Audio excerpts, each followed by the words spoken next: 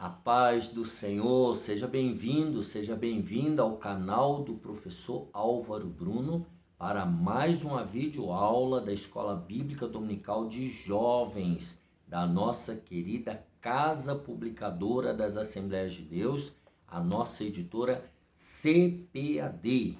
Lojas em todo o Brasil onde você pode adquirir produtos para te ensinar a melhor servir a Deus. Lá tem comentários bíblicos, tem livros maravilhosos, tem bíblias, comentários, dicionários, coisas que vão te ajudar. Você que é um estudante, professor e aluno de escola dominical, você precisa criar o seu acervo de livros, para formar sua ideologia cristã. E eu te indico a CPAD. Então, nós estamos nas lições bíblicas de jovens do terceiro trimestre de 2022, Imitadores de Cristo. Se você perdeu alguma aula, a minha dica é, entre aqui embaixo na playlist, assista, não fique boiando nas aulas subsequentes. Você precisa ter a linha de raciocínio desenvolvida pelo comentarista. Comentarista este, Pastor Tiago Brasil, nosso comentarista deste trimestre. Ele é pastor da Assembleia de Deus em Parque Buenos Aires, Ministério Templo Central em Fortaleza, Ceará. Então você precisa entender qual é a tese, qual é a linha de raciocínio. Para isso você não pode perder nenhuma aula. Mas também não se esqueça, deixa aqui embaixo o seu gostei, se inscreva no canal, compartilhe essa videoaula com o maior número de pessoas para que elas também sejam abençoadas por Deus. Coloque aí no grupo, nos grupos do WhatsApp, nos grupos nas suas mídias sociais, nos grupos da igreja. Compartilhe, se você está sendo abençoado, abençoe outras pessoas também. Agora, se você está assistindo, mas não está gostando, não está te fazendo bem, é lógico, não dê comida estragada para ninguém. Mas se você está aqui todo domingo, toda aula, é porque alguma coisa de bom Deus está reservando para você. Vamos lá, lição número 4, 24 de julho de 2022, lição de jovens. Quem segue a Cristo cultiva a prática da oração e do jejum. Nós vimos na aula passada que quem segue a Cristo estuda a palavra de Deus. E é obviamente que se você estudar a palavra de Deus debaixo de oração e jejum, aí o trabalho será muito melhor, tá? Vamos lá no texto áureo, Mateus 6, verso 9. Portanto, vós orareis assim: Pai nosso que estás nos céus, santificado seja o teu nome. O resumo da lição é: ore e jejue até que seu coração teimoso convença-se de que tudo de bom vem dos céus, diretamente das mãos de Jesus Cristo. Nós temos um coração teimoso. Nós já vimos lá na aula passada, Jeremias 17, 9, que o coração do homem ele é enganoso. E como é que nós adquirimos um coração segundo o coração de Deus? Através da oração e do jejum. Mas vamos lá aos objetivos dessa lição. Primeiro, afirmar que a oração é o termômetro da espiritualidade. Oração como termômetro da espiritualidade. Segundo, saber que Jesus ensinou os seus discípulos a orarem. Terceiro, compreender a importância do jejum aliado à oração. Juntar, além da oração, e acrescentando o jejum. Vamos ver a importância disso daí. No texto de Mateus, texto bíblico, está em Mateus, capítulo 6, versículo 5 ao 8, que é sobre a oração. E quando orares, não sejas como os hipócritas, pois se comprazem orar em pé nas sinagogas e às esquinas das ruas, para serem vistos pelos homens. Em verdade vos digo que já receberam o seu galardão. Mas tu, quando orares, entra no teu aposento e, fechando a tua porta, ora a teu pai que vê o que está oculto, e teu pai que vê o que está oculto te recompensará. E orando, não useis de vãs repetições, como os gentios, que pensam que por muito falarem serão ouvidos. Não vos assemelheis, pois, a eles, porque vosso Pai sabe o que vos é necessário antes de vós lhe pedirdes. Então, antes de nós orarmos, Deus já sabe o que nós precisamos, né? Vamos dar uma olhada na introdução? O ambiente espiritual deste mundo é terrível, ou seja, essa terra, este mundo está carregado de hostes malignas. A maioria das pessoas vive refém de um materialismo ceticista, um materialismo, um apego às coisas materiais que levam as pessoas a duvidarem de tudo, a terem dúvidas até sobre Deus. E esse materialismo ceticista torna essas pessoas cada vez mais avessas às disciplinas. Infelizmente, muitos crentes também já não querem mais ouvir a respeito das disciplinas espirituais. Então, nessa lição nós vamos estudar sobre disciplinas espirituais. Preste bem atenção, que é oração, leitura bíblica, generosidade e jejum. Então veja, disciplinas bíblicas são coisas que nós temos que fazer, independente se a gente sente vontade ou não. Nós temos que fazer, praticar essas disciplinas bíblicas.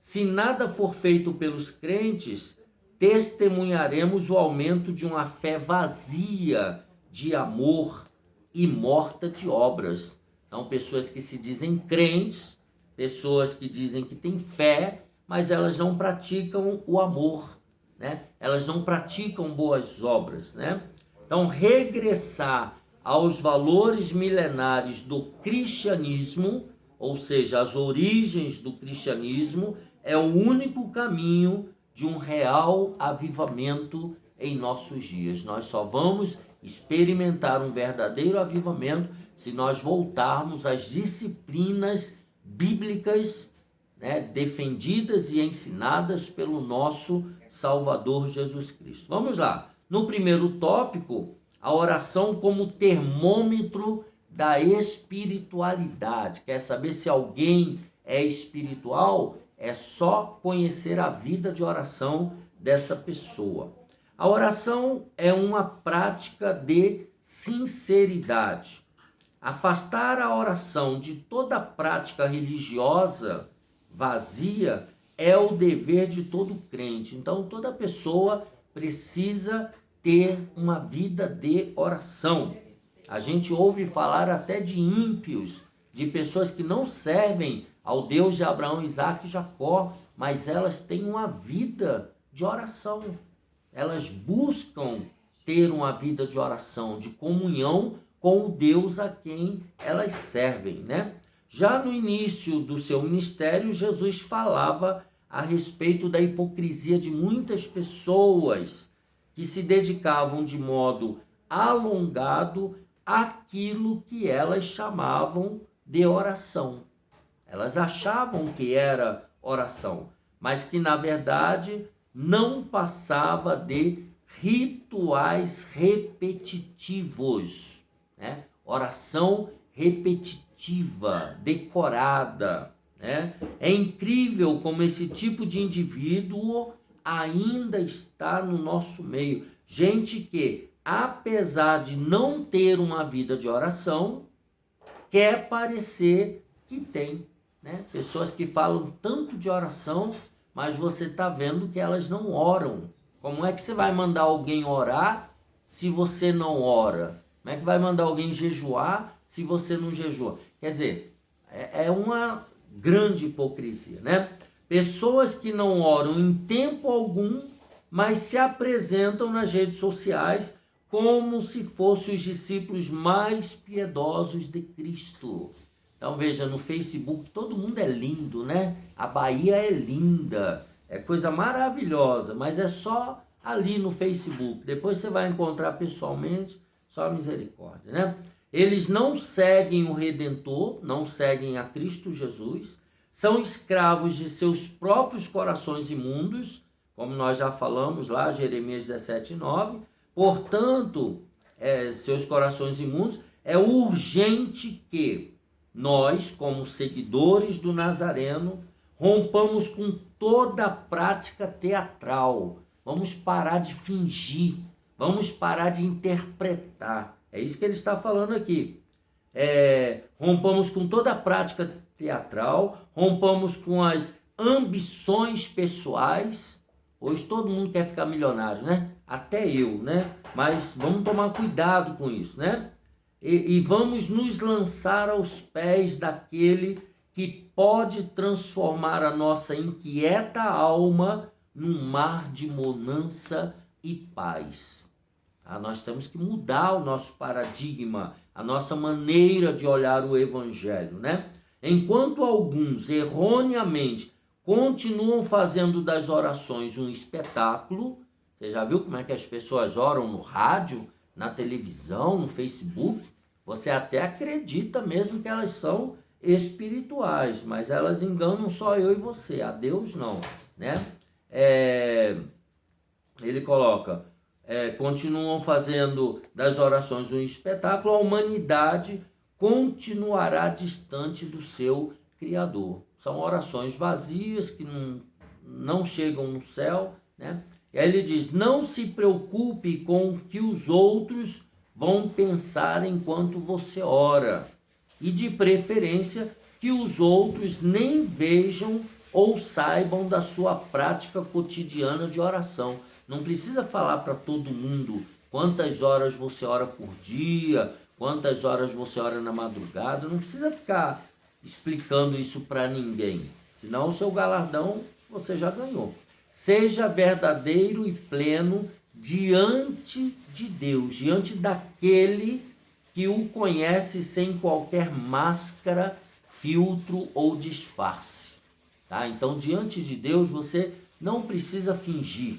Tá? É tempo de proclamarmos e vivemos os verdadeiros valores do reino, do Evangelho, mostrar o tamanho do maravilhoso amor do Pai. Vamos dar uma olhada aí em Salmo 40, 17.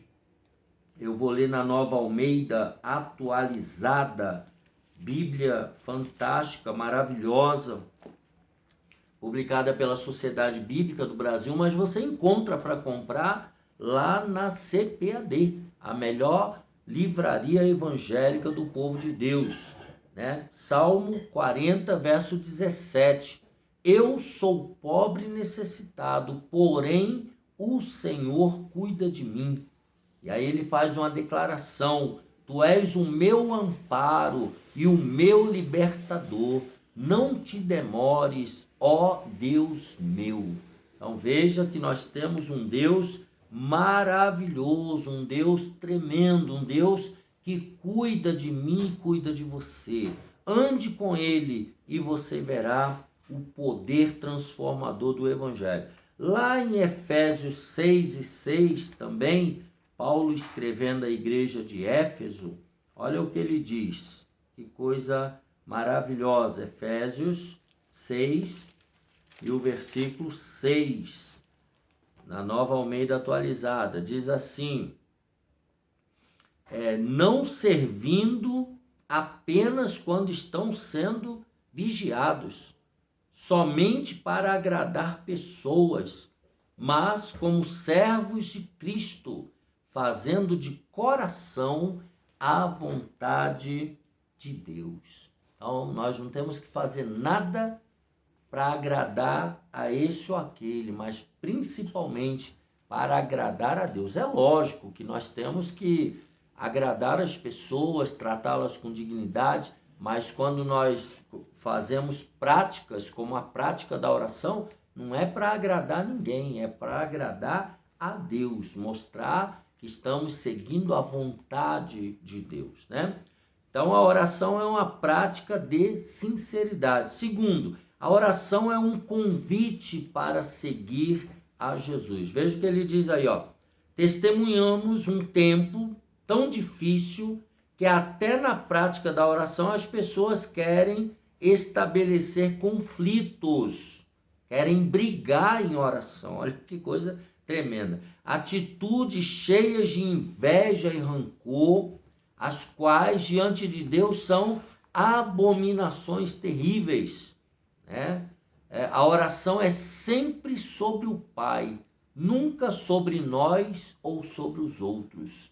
Então a oração, a essência da oração é o Pai, o Filho e o Espírito Santo. Ele é o foco principal, ele é o personagem principal da oração. Por isso, quando estivermos em oração, devemos ser inundados pela presença do Pai e não por mágoas ou lembranças ruins. Às vezes a pessoa está orando e ela está pensando, fulano fez isso para mim, fulano me magoou e eu odeio cicrano, eu estou me sentindo muito mal. E essa oração não vai subir, né? Porque o foco está errado. Orar, então, é seguir a Deus de olhos fechados, sem nunca errar o caminho. Então, a oração é ter comunhão com o Pai, ter comunhão. E quando nós falamos do Pai, nós estamos, diga-se de passagem, falando do Filho e do Espírito Santo também. Se você frequenta escola dominical, você sabe acerca da pericorese. O Pai, o Filho e o Espírito Santo, ele é uma trindade, são 3 pessoas, mas é um só Deus. Então, falando do Pai, nós estamos falando também do Filho e do Espírito Santo, tá? Em meio à incredulidade de muitas pessoas, quem segue sua jornada de joelhos chega mais rápido no centro da vontade de Deus. Olha que coisa linda. Salmo 26, Salmo 28 e 7. Se eu estiver errado aí é porque eu estou sem óculos, tá? Você nem reparou que eu estava sem óculos, né? Coisa boa. Logo eu vou botar uma lente de contato, eu vou ficar bem bonitinho e vou enxergar bem igual você, tá bom? Salmo 26, é isso mesmo? Deixa eu olhar de novo aqui a referência, que eu não estou enxergando. Salmo 28 e 7. Eu acho que é isso, né? Se não for, você depois, não é porque eu não sei ler, não é porque eu não estou enxergando. É 28 e 7. Eu vou ler essa referência aqui. Se for outra, você lê a outra. O Senhor é a minha força e o meu escudo. Nele o meu coração confia. Nele fui socorrido. Por isso o meu coração exulta. E com o meu cântico o louvarei. Olha que coisa maravilhosa, né? Nós reconhecendo através da oração o centro da vontade de Deus. Eu acho que eu vou ler o 26:7, e aqui esse número parece estar bem fechadinho, né?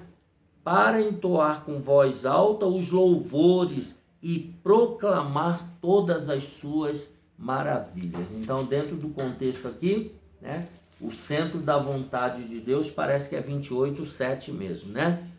O Senhor é a minha força, reconhecer, confiar nele, porque ele é o nosso socorro. Vamos ao subtópico 3.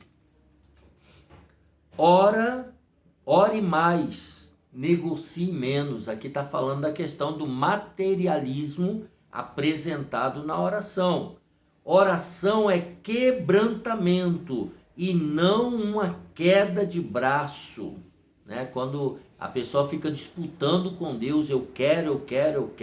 Não, é você se quebrantar na presença de Deus. Não pense que é fácil, tá? Eu tenho uma luta com isso daí, todos nós. Não devemos imaginar que precisamos vencer Deus pelo cansaço. Isso é tolo e infantil, né? Lá na leitura bíblica, o versículo 7, ele fala: e orando, não useis de vãs repetição, como os gentios que pensam que por muito falarem serão ouvidos. Não é por muito falar. Você não tem que convencer a Deus de nada. Deus não vai ser convencido por mim e por você. Isso é uma ilusão. Alguém te enganou e me enganou. Não, a gente não tem que convencer. Deus já sabe de tudo, tá? E ele já tem um plano traçado. A gente tem que orar, nos quebrantarmos na presença dele e saber que nós somos servos, nós somos vasos na mão do oleiro. Aleluia. Dá até vontade de dar glória a Deus, como diz o professor Isaías, né? Então, não existe, pois, mérito nosso em qualquer resposta de oração. Deus não vai nos atender por causa dos nossos olhos azuis. Não vai mesmo, tá? Nós não temos méritos nenhum, tá? Não são as campanhas com datas, vigílias, em lugares ermos, ou qualquer outro mecanismo que nos concederá as respostas às nossas petições. Não é nada disso, tá? Não se iluda, eu vou fazer jejum para não sei o quê. Não, não tem nada a ver. Vou subir 7 sextas-feiras o Monte Moriá para... Meu irmão, cuidado, vigia, tá? Tudo é graça, amor e compaixão divina. Tá? É tudo pela graça, é pelo amor de Deus. Eu e você, nós não merecemos nada. Não se iluda com isso, tá? Orar é retirar todo disfarce diante de Deus. Tire a máscara. Entra, fecha a porta. Lá no seu quarto, você sozinho, você pode gritar, se descabelar, chorar. Você pode borrar a maquiagem, que tá tudo bem. Mas tire o disfarce, tire a máscara, tá? Ainda mais agora em tempo de pandemia, né? Graças a Deus que aboliram aí, já estão abolindo a máscara. Então você não precisa botar máscara mais, né? O Covid já está aí dominado pela ciência, né? Então, diante de Deus, e se reconhecer estruturalmente carente do amor que vem dele. Dependa de Deus. Entre em oração dependendo de Deus. Não acredite que você, eu vou orar que Deus vai fazer. Não. Ore acreditando que Deus vai fazer. Mas se ele não fizer, continue orando. Seja como uma criança. Peça a Deus confiando, esperando, tá? Meu filho, ele me pede as coisas, eu falo: filho, espera um pouco. Filho, calma. Filho, olha, no seu aniversário. E Deus também deve ser mais ou menos a mesma coisa conosco. Mas ele vai dar. O bom pai, o pai verdadeiro, o pai das luzes, ele sempre atende às orações dos seus filhos quando são feitas segundo a vontade dele, tá? Prefira a vontade de Deus à sua vontade. Já lemos, já citamos Jeremias 17:9. O nosso coração é enganoso. A gente não sabe o que pedir, mas Deus, ele sabe o que é melhor para mim e para você. Vamos lá então, pense, orar não é uma arma, mas um remédio aos corações feridos. Não use a oração como uma arma, use a oração para curar o seu próprio coração. Ponto importante, a oração expõe, melhor dizendo, quem nós somos, né? Frágeis, ignorantes e dependentes. Quando você entra em oração sincera diante de Deus, você começa a se conhecer melhor. Você começa a ver como você é frágil, como eu sou frágil, como o nosso Deus é grande, poderoso, como nós somos pequenininhos. Imagine o universo, cabe na palma da mão de Deus. Imagine eu e você diante do universo, a gente não é nada. Então, diante desse Deus criador de todas as coisas, o que nós somos? Nós somos frágeis, nós somos ignorantes e nós somos dependentes.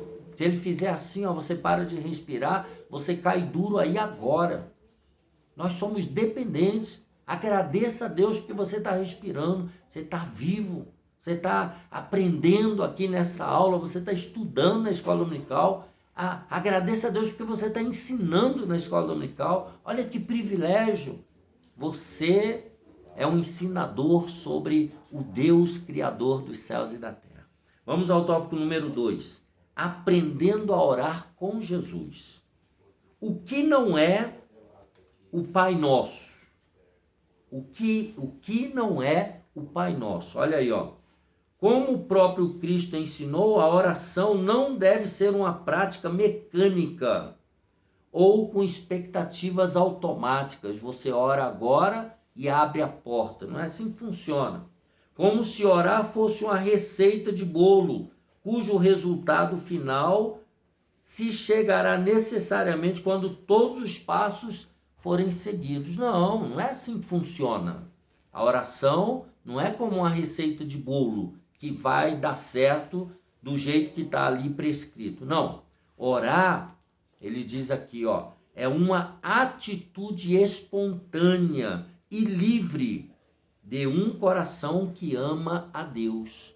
Todavia, não é algo caótico, aleatório, não. É algo intencional.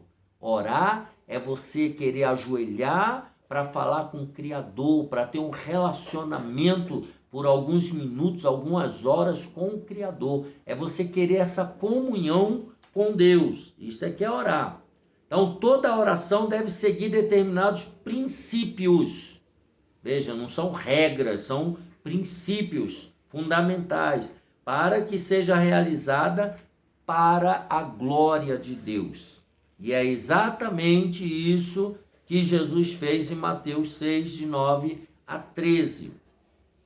O mestre, ele não ensina uma fórmula mágica. A oração do Pai Nosso não é uma fórmula mágica que deve ser repetida várias vezes e da qual o indivíduo fica dependente. Ou seja, aquilo ali vira uma idolatria. Cuidado, tá? Pelo contrário, o Salvador ensina os discípulos a orar. Lucas 11, 2. Apresentando componentes em sua oração que são indispensáveis. Isso aqui tem que fazer parte de toda a oração, para todo e qualquer clamor. Já a maneira como se ora, o lugar, a forma, o horário, são meros detalhes que podem alterar-se e até mesmo não constar nas práticas devocionais de algumas pessoas. Então, ali na oração do Pai Nosso estão os princípios obrigatórios que devem fazer parte de todo devocional de oração. Não são regras que devem ser repetitivas, não. São práticas, princípios que devem nortear todo o nosso momento de oração. Número 2, o Pai Nosso, entre aspas, como indicativo dos parâmetros para uma vida de oração. Então, a quem nós devemos orar, dirigir, especificamente aqui na oração do Pai Nosso, tá? Ao Pai Nosso.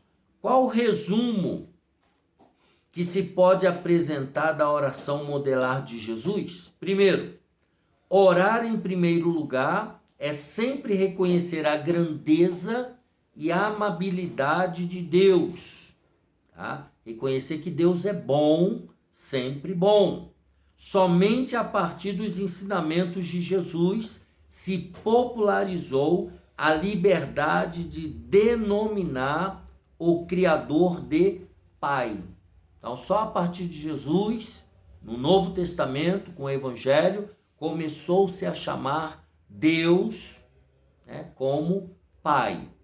E aí, de novo, a pericorese. O Pai está contido no Filho, está contido no Espírito Santo. O Espírito Santo está contido no Filho, o Filho está contido no Pai. São três pessoas, um só Deus. Então, observe bem isso daí. Segundo, né? Então, a liberdade de chamar Deus de Pai, a partir de Jesus. Segundo, quem ora nunca deve confundir a generosidade do Eterno com conveniência, com o pecado, pois ele é um todo de santidade. Deus, ele é santo. Santo é o nome de Deus, né? Terceiro, toda oração deve apontar para a eternidade, pois uma das desgraças da sociedade contemporânea é o seu imediatismo materialista, né? As pessoas querem tudo para ontem, tudo tem que ser imediato, tudo tem que ser materialismo, tudo gira em torno do dinheiro, da prosperidade material. Então, cuidado com esse tipo de oração. Letra D. Deve-se sempre orar, pois diariamente o maná vem do céu. O maná do céu vem ao povo santo. Tá? A arrogância e a soberba afastam as pessoas de uma vida de oração dedicada. Tá? As pessoas acham que porque têm saúde, elas têm uma profissão, elas têm um trabalho, então elas não precisam de Deus. Cuidado com isso, tá? Nós precisamos orar todos os dias louvando o nosso Deus. Letra E. Somente consegue orar aquele que se permitiu viver uma conversão de valores, práticas e ideais, tá? Por exemplo, os rancorosos provam duplamente por seus atos que não conhecem a Deus. A pessoa que não perdoa, a pessoa que tem mágoa no coração, a pessoa que tem tristeza, angústia, né, o coração amargurado, essa pessoa, ela está demonstrando que ela não tem fé em Deus. Tá? O coração precisa ser transformado. Letra F. Quem ora deve reconhecer suas limitações e medos. Tá? O mal é um fato real de todos nós, com ou sem oração. Então, nós devemos, na oração, reconhecer as nossas limitações, reconhecer os nossos medos, as nossas angústias. Nós temos que declarar isso para Deus, o nosso Senhor. Letra G. A culminância de toda oração deve nos conduzir à certeza de que a soberania de Deus é um fato.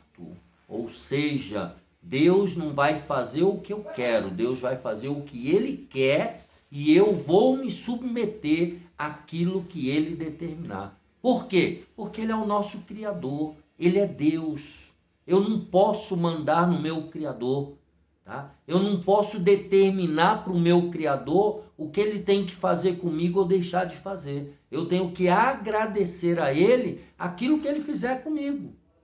Conforme eu falei no tópico anterior, se Ele fizer assim, eu paro de respirar e eu vou para o mundo do além. E você também. Então, você vai discutir com Deus? Deus, Ele é soberano. Nós já vimos Deus, o universo cabe na palma da mão de Deus. Imagine eu e você, diante do universo, a gente é nada. E diante do universo, do Deus, que o universo cabe na mão dele. Quem é você? Como diz aí popularmente, né? Quem é você na fila do pão? Cuidado. Preste atenção que Deus, Ele é todo-poderoso. Não brinque com a soberania de Deus. No subtópico 3, para terminar essa parte aqui, não faz nenhum sentido orar sem perdoar. Isso aqui é um dos grandes erros de todo cristão que ora sem perdoar alguém e vai achar que vai ser respondido. Olha só, oração e perdão são intrínsecos e simultâneos. Eles estão, como se fosse os dois lados de uma moeda. Oração e perdão tem que caminhar no mesmo lado. Não tem oração sem perdão e nem perdão sem oração. É isso que ele está querendo dizer aqui. Só tem paz para orar quem já perdoou. E só consegue perdoar quem tem uma sólida vida de oração. não pense que é fácil perdoar. Você precisa ter uma vida de oração e confissão com Deus para você conseguir perdoar os males que te fizeram, os males que me fizeram. Para o mestre está muito evidente que a escolha de um estilo de vida odioso, quem escolhe viver com ódio no coração, onde a mágoa seja o centro das decisões, terá como consequência inevitável a falência espiritual dessa pessoa. Essa pessoa vai à falência, não vai ter vida espiritual. Deus nos convida, então, para uma experiência cristã na qual sejamos muito mais que fariseus, repetidores de orações vazias ou libertinos irresponsáveis que procuram esconder seus desatinos atrás de uma capa, né? Ou de uma máscara, né? Ore e conheça o verdadeiro rosto de Deus. Deus vai se revelar para você quando você se revelar para Deus. Abra o seu coração. Por isso que ele falou, entra para o seu quarto, fecha a porta e em secreto ali, meu filho, você pode orar, chorar, gritar, urrar, faz o que você quiser, mas revele quem você é de verdade para Deus. E talvez você me diga assim, não, mas Deus já sabe quem eu sou. Todo mundo sabe quem você é, até o diabo sabe. Mas você tem que mostrar isso através da oração. E você vai ver o milagre que vai acontecer na sua vida. Vamos lá, pensando. Nunca faça da oração um protocolo religioso para a sua ambição. Olha que profundo, né? Cuidado com a ambição. Cuidado de usar a oração como protocolo para aparecer, para alguém te ver. Olha, misericórdia, hein? Ponto importante. Quem não perdoa, não ora. Quem não ora, não é cristão. Então, cristão que tem nome de cristão tem que viver em oração. Vamos ao último tópico, que eu acho que eu estou me alongando demais aqui, hein? A importância do jejum. Então, falamos da importância da oração, né? Falamos como deve ser a oração no primeiro tópico, o termômetro da espiritualidade. Agora, a importância do jejum. Eu costumo dizer que o jejum é um passo a mais. Não vou nem chamar de complemento, mas é um aprofundamento da sua oração. Aí é o jejum. Vamos ver o autor aqui, ó. A naturalidade da adoração, dois pontos, o jejum, tá? Servir a Deus não deve ser uma prática simples e natural para todos nós. Não é algo natural. Nós estamos falando aqui de coisas espirituais. Nós estamos falando aqui de coisas sobrenaturais. Aí ele coloca: adorá-lo é mais que um mero ato corporal, né? É um estilo de vida que expressa a soberania de Deus em nossos corações, pois o desejo do Altíssimo é que nossa vida seja uma constante de louvor, né? Uma vida de constante louvor. Assim, ir ao culto deve ser uma das infinitas formas de bendizer ao Criador, né? Adorar a Deus. Vamos ao templo para continuar adorando a Deus, mas o Eterno não está confinado lá no templo, ele está confinado no seu coração, tá? É pensando sob essa perspectiva que Jesus, então, traz a discussão as práticas de jejum, né? Tão comuns no mundo antigo. Lá era comum, tinha um dia do jejum, a roupa do jejum, o local do jejum, todo mundo tinha que estar, quem estivesse jejuando, todo mundo sabia. Era algo ritualístico, né? Algo religioso, né? A exortação do mestre é que seus discípulos sejam diferentes dos religiosos do seu tempo, tá? Pois estes fazem dos seus atos devocionais um meio de autopromoção. Então, o objetivo ali do jejum daquelas pessoas era se promover, desejosos de ludibriar pessoas incautas, né? Passar a perna nas pessoas simples, né? Nossa fé em Jesus Cristo precisa ser encarnada, precisa ser real, precisa ser natural.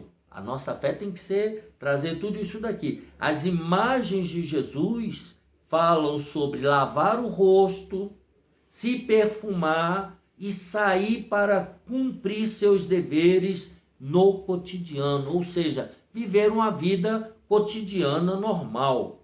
Para algumas pessoas, jejuar é algo tão raro, tão anormal, tão difícil, que quando elas o praticam, fazem disso uma pompa, né? Perdendo assim a bênção de Deus, ou seja, sendo elogiadas por outras, elas perdem o galardão de Deus. Muito cuidado, né? Nós temos que tomar cuidado quando a gente jejuar. O jejum como prática libertadora. Tá? Jejuar não é símbolo de opressão ou sofrimento, não é? Você não vai passar fome, você não vai ficar sentindo dores de barriga porque não comeu, não tomou café. Mas é o quê? Anúncio de gratidão e adoração. Quem jejua não quer se martirizar, né? Infligindo sofrimento a si mesmo em meio a muitas tristezas. Pelo contrário, o praticante do jejum é alguém alegre, jubiloso pelas bênçãos já recebidas, oferecendo assim não apenas ofertas externas a si mesmos, mas a própria vida, né? O seu ser como sacrifício vivo, né? Então, o interior do cristão é ofertado em jejum, mas por fora ele está limpo, está perfumado, está bonito, está risonho. Ninguém está sabendo, tá? É só ele e Deus. Depois ele diz, assim como o Salvador Jesus jejuou e o fez com uma atitude de confiança e adoração a Deus, também nós somos chamados para vencer as tentações do inferno através de uma vida de contínua comunhão com o Senhor. No deserto da vida, o jejum é uma prática indispensável, né? Se Israel tivesse adorando durante a peregrinação a Canaã, não teria demorado tanto a chegar no centro da vontade de Deus. Então, jejuar é você dizer não à carne e dizer sim ao espírito. É dizer não à materialidade do físico, do mundo físico, e a dizer sim à realidade do mundo sobrenatural. Olha que coisa linda que Deus me deu, nem está escrito aqui, que eu não estou enxergando direito, e eu estou nesse ilustre pensamento. Então guarde isso daí, que eu nem vou repetir, que eu nem sei mais o que eu falei, tá? Mas é isso aí mesmo, é para você dizer não à matéria e dizer sim ao mundo espiritual, ao mundo sobrenatural, tá bom? Número 3, e aqui eu termino, tá? Diz assim, as consequências abençoadoras do jejum. O que você vai ganhar com isso?